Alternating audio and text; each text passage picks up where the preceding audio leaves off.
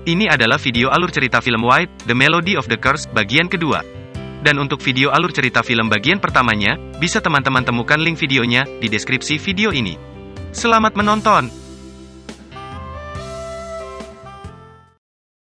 Film kembali dimulai, dengan Shinji yang sedang dipersiapkan untuk sebuah acara yang bernama Tantangan Survival. Sebuah acara variety show di televisi, yang dijanjikan oleh si manajer sebelumnya. Di acara ini, intinya Shinji harus keluar dari sebuah gedung, yang dipenuhi oleh penggemar fanatiknya.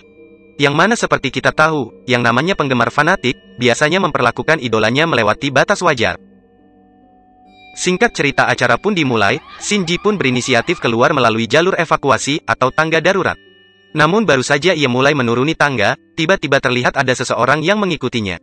Padahal jelas-jelas, Shinji sempat mengunci pintu jalur evakuasi tersebut.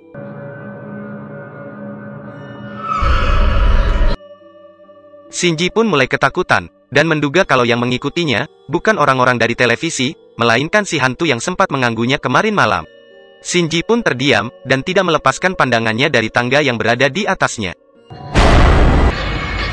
Singkat cerita, Shinji sudah keluar dari gedung, dan garis finish sudah di depan mata. Namun ternyata, di halaman gedung sudah dipenuhi para penggemar fanatiknya, yang langsung menggila dan memburunya. Dan tidak butuh waktu lama, Shinji pun berhasil dikerumuni oleh para penggemar gila tersebut. Dan akibat kericuhan tersebut, seorang operator kren terjatuh, dan kehilangan kendali atas krennya. Kren yang lepas kendali tersebut, secara kebetulan mengait ikatan rambut Shinji, dan membuat Shinji tersangkut di kren tersebut.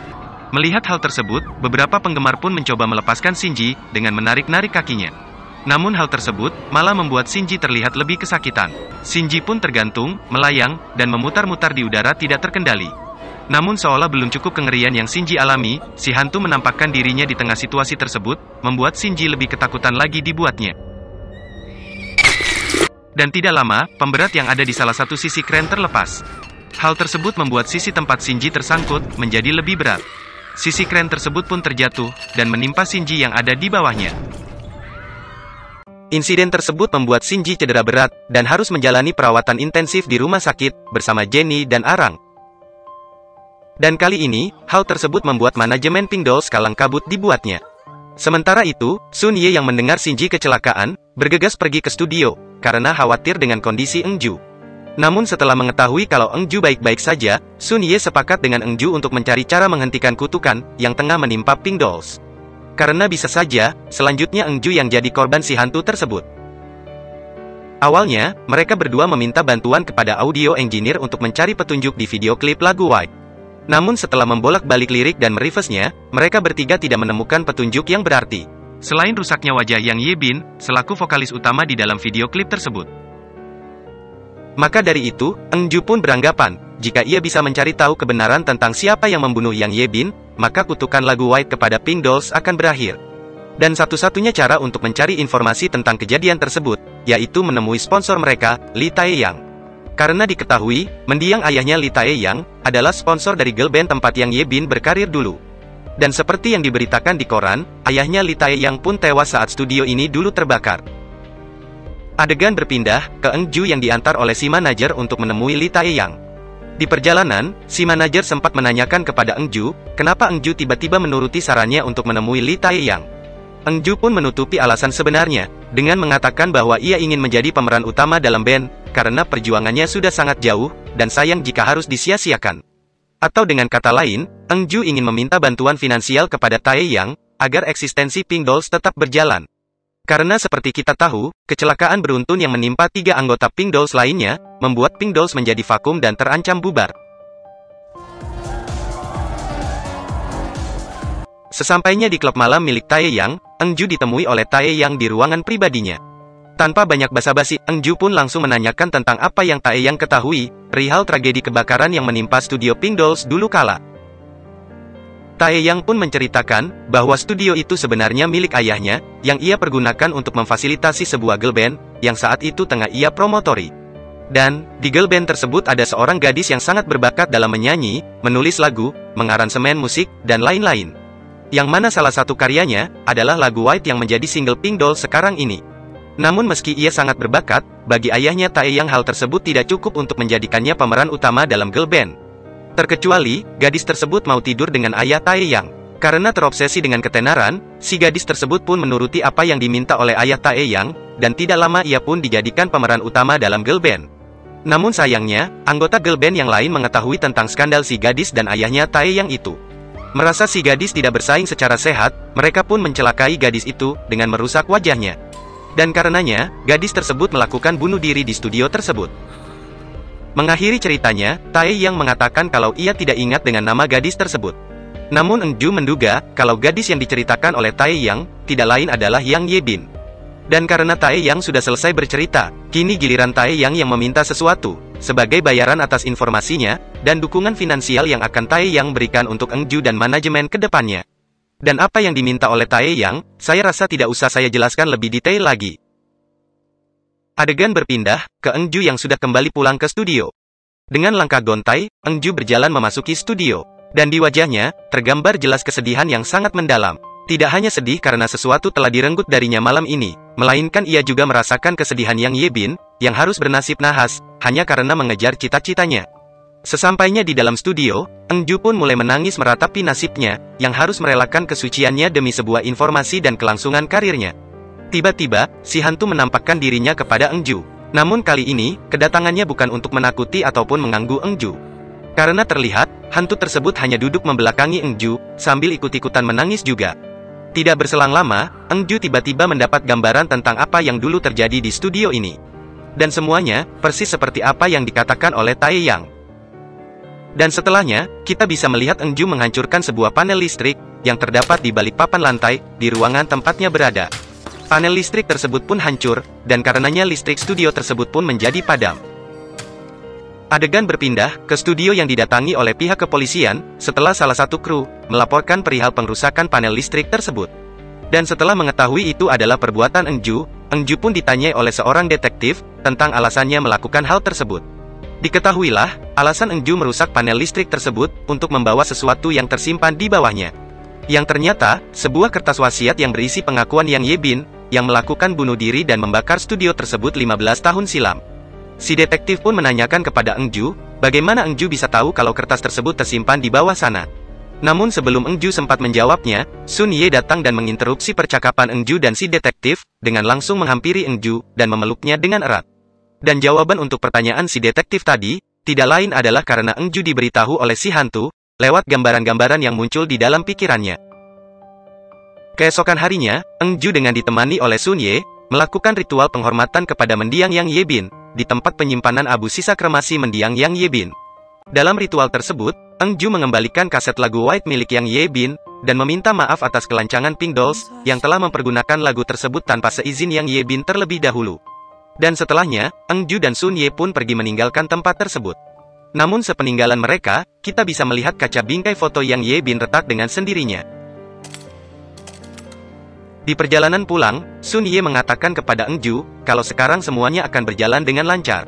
Di adegan ini pun kita bisa tahu, kalau kru yang mengantar Engju dan Sun Ye, menelpon ke si manajer untuk mengabari kalau Lee Taeyang sudah mentransfer sejumlah uang, untuk keperluan manajemen mereka.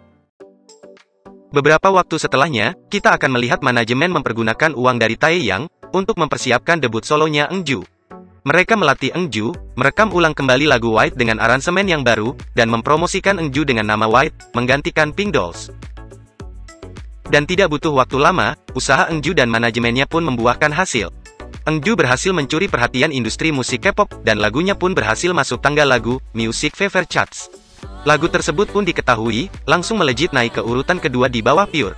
Dan itu artinya, tidak lama lagi Engju akan bertanding dengan Pure, untuk predikat pertama tangga lagu tersebut, di dalam sebuah kompetisi. Berita naik daunnya Engju pun diketahui oleh Jennie, Arang, dan Shinji, yang secara bersamaan tersadar dari koma mereka. Adegan berpindah, ke Sun Ye yang pergi ke studio untuk menemui Engju. Namun karena Engju sedang ada sesi latihan untuk kompetisinya, Sun Ye pun harus menunggu bersama beberapa awak media dari berbagai media elektronik. Yang terlihat memenuhi ruangan, untuk meliput keseharian Engju, dan mengantri untuk mewawancari Engju. Setelah selesai melakukan briefing dengan para penari latarnya, Engju pun mendahulukan untuk menemui Sun Ye. Dan lewat percakapan mereka, kita bisa tahu kalau Sun Ye merasa kepanasan berada di ruangan tersebut. Namun berbeda dengan Engju, ia malah merasa ruangan ini sangat dingin. Tidak lama obrolan mereka pun terhenti, ketika seorang reporter memberanikan diri menyela obrolan mereka, dan meminta kesediaan Eunju untuk diwawancarai. Dalam wawancara live itu, terlihat Eunju menjawab beberapa pertanyaan si reporter dengan berbohong.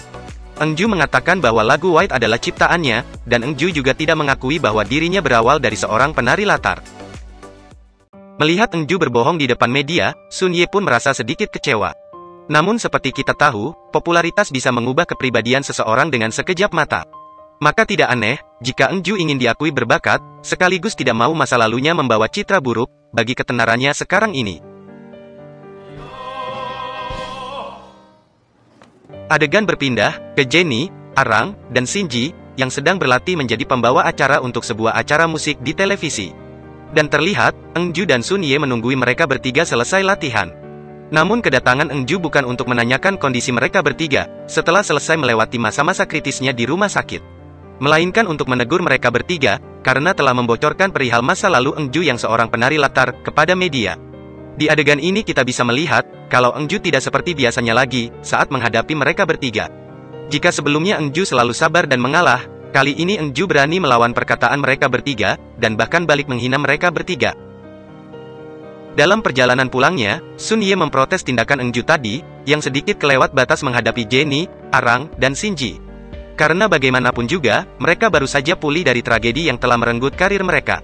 Namun Eunju mendebat Sun Ye, dengan mengatakan bahwa hal tersebut adalah hukuman bagi mereka bertiga, yang tidak pernah menghormati dirinya. Selain itu, tragedi yang menimpa mereka adalah kesalahan mereka sendiri, yang bersaing menjadi pemeran utama, di lagu yang masih dalam keadaan terkutuk. Eunju pun mengakhiri perseteruan mereka, dengan menurunkan Sun Ye di gedung tempat Sun Ye mengajar vokal. Singkat cerita, setelah jam mengajarnya selesai, Sun Ye menghapus semua berkas lagu White di komputernya, mulai dari lagu asli, video klip, sampai ke lagu yang telah di-remake. Dan tidak hanya itu, ia pun berniat membuang semua CD-nya juga. Entah karena memang pekerjaannya sebagai voice double sudah selesai, atau sakit hati dengan kepribadian Eunju yang telah berubah, semenjak ia menjadi tenar. Namun tiba-tiba, Sun Ye mengurungkan niatnya untuk membuang CD tersebut. Ia terlihat seolah baru saja mengingat sesuatu, yang telah ia lewatkan sebelumnya, dalam penyelidikannya terhadap kutukan lagu White itu. Sun Ye pun memutar kembali CD video klip tersebut, dan mendengarkannya dengan seksama menggunakan headphone. Dan setelahnya, sambil tergesa-gesa pergi ke studio, dengan panik Sun Ye menelpon si penata suara, guna memperingatkannya untuk tidak menghapus file asli video klip White. Sesampainya di studio, Sun Ye menyuruh si penata suara, untuk memutar video klip White, dalam kecepatan yang lambat.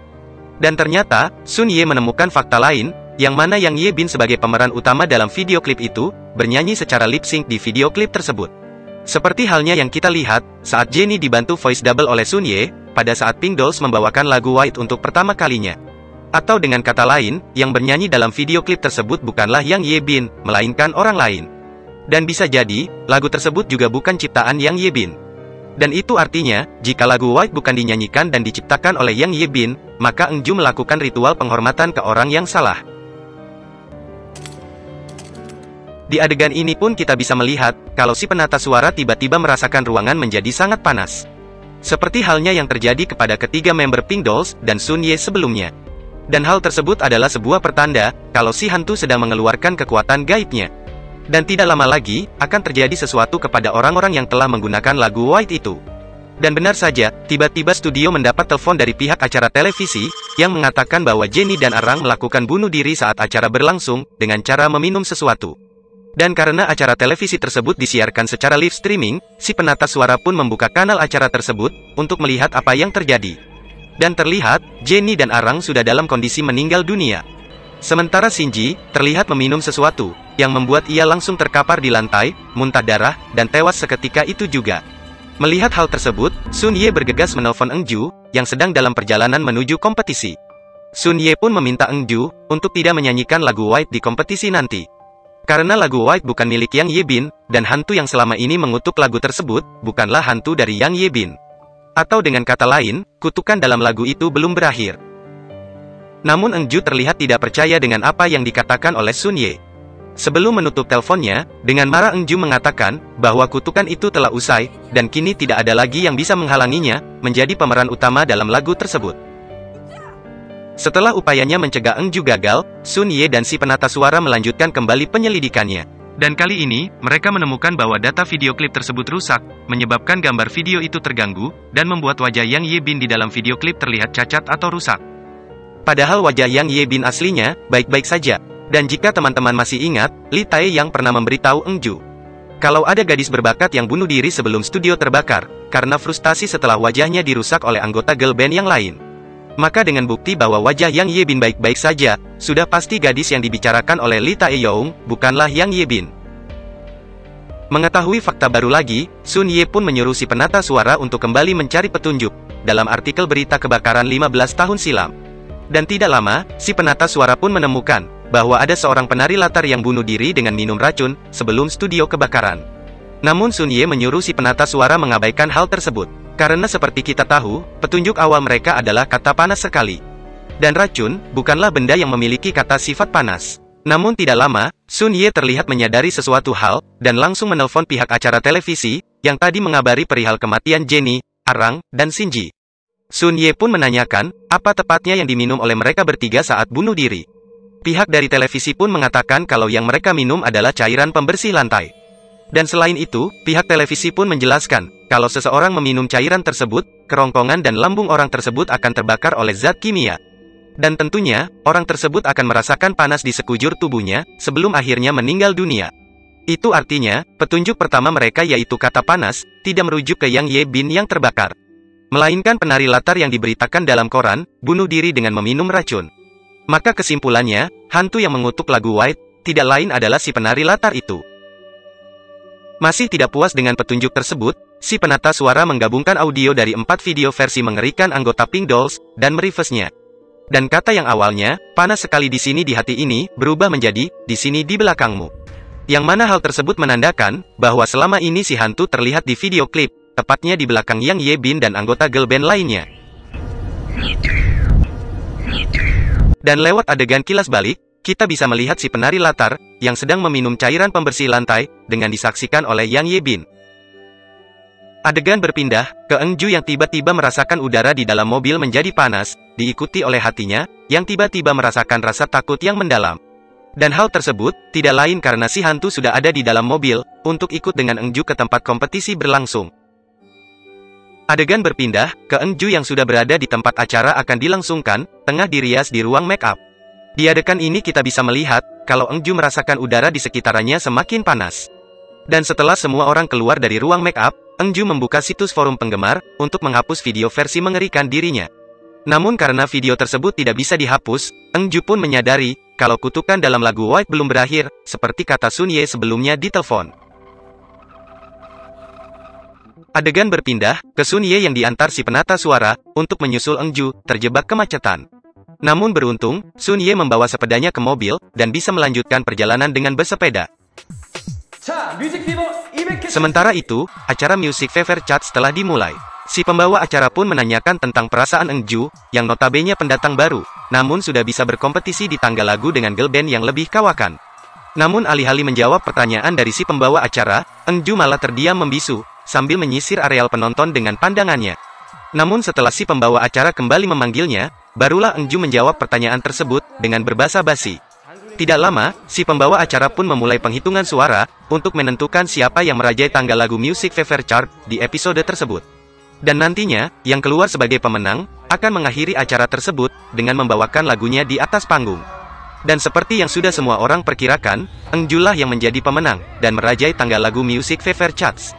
Semua orang yang ada di tempat tersebut pun, bersorak-sorai menyambut kemenangan Eunju. Terlebih untuk si manajer dan promotor Lee Tae-yang, mereka terlihat haru sekaligus bahagia, mengetahui jerih payah mereka selama ini, akhirnya membuahkan hasil. Namun lain hal dengan Eunju, ia hanya terdiam, dan sama sekali tidak menunjukkan ekspresi bahagia atas kemenangannya. Bukan karena tidak menyangka ia akan menang, melainkan Eunju takut akan apa yang mungkin terjadi kepada dirinya, jika ia harus menyanyikan lagu White. Namun meski seperti itu, sudah terlambat bagi Eunju untuk mundur sekarang, karena jika ia turun dari panggung, saat musik sudah diputar dan para penari sudah menaiki panggung, maka debutnya akan hancur, dan karirnya di industri musik pun akan tamat. Kembali ke Sun Ye, yang telah sampai di gedung tempat kompetisi Music Fever Chart berlangsung. Sun Ye pun bergegas mencari jalan, untuk memasuki studio tempat acara tersebut berlangsung. Kembali ke Eunju yang sudah mulai menyanyi dan menari. Awalnya semua berjalan dengan lancar, namun tidak lama, di tengah hingar-bingarnya pertunjukan tersebut, si hantu mulai menunjukkan eksistensinya kepada Eng Ju. Mulai dari ikut bernyanyi, sampai menampakkan dirinya beberapa kali. Namun meski terlihat was-was dan ketakutan, Eng Ju tidak menghentikan nyanyian dan tariannya. Namun tidak berselang lama, si hantu mencoba mencekik Eng Ju, ketika Eng Ju menari dengan gerakan seolah ia sedang mencekik dirinya sendiri. Dan meski sempat terjatuh karena serangan si hantu itu, Eng Ju kembali bangkit dan melanjutkan pertunjukannya kembali. Si hantu pun kembali menggunakan kekuatan supernaturalnya untuk mengendalikan tubuh Eng Ju. Eng Ju terlihat menekuk dan melenggak-lenggokkan badannya, melebihi batas kemampuan yang seharusnya. Dan kali ini, Eng Ju pun terlihat menjerit-jerit kesakitan karenanya. Dan tiba-tiba, listrik di studio acara tersebut mendadak padam, bertepatan dengan selesainya lagu White. Pihak pengelola acara pun meminta semua yang ada di sana untuk tenang, dan mencoba menyalakan kembali listriknya. Namun hal tersebut malah membuat korsleting di bagian lampu-lampu pertunjukan, yang memenuhi sebagian besar langit-langit studio tersebut. Lampu-lampu tersebut pun mulai berjatuhan ke bawah, membuat semua orang yang ada di sana menjadi panik, dan mulai berdesak-desakan untuk keluar dari studio. Dan tentunya, jatuhnya lampu-lampu tersebut bukan karena korsleting listrik yang terjadi, melainkan ulah dari si hantu. Sementara semua orang berusaha keluar dan menyelamatkan diri mereka masing-masing, Eng Ju hanya bisa merunduk di lantai, karena saking ketakutannya. Si manajer yang khawatir asetnya terluka, meminta Li Taeyang untuk pergi menyelamatkan Eng Ju. Namun Li Taeyang yang seorang pengecut, lebih memilih untuk pergi menyelamatkan dirinya sendiri. Namun sayangnya, pintu keluar studio tersebut tiba-tiba terkunci, dan tidak bisa dibuka. Dan saat Li Taeyang mencoba mendobrak pintu tersebut, sebuah lampu pertunjukan yang berada tidak jauh darinya, tiba-tiba terjatuh dan menimpa tepat ke Li Taeyang. Dan akibatnya, Li Taeyang pun tewas saat itu juga, karena benturan di kepalanya.